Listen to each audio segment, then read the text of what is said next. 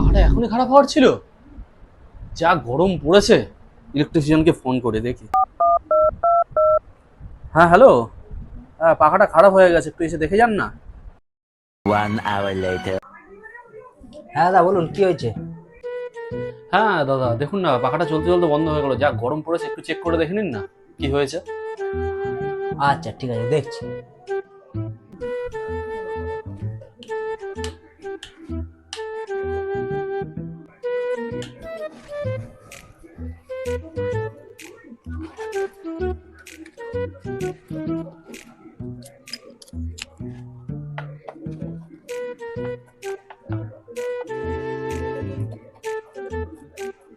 A few moments later.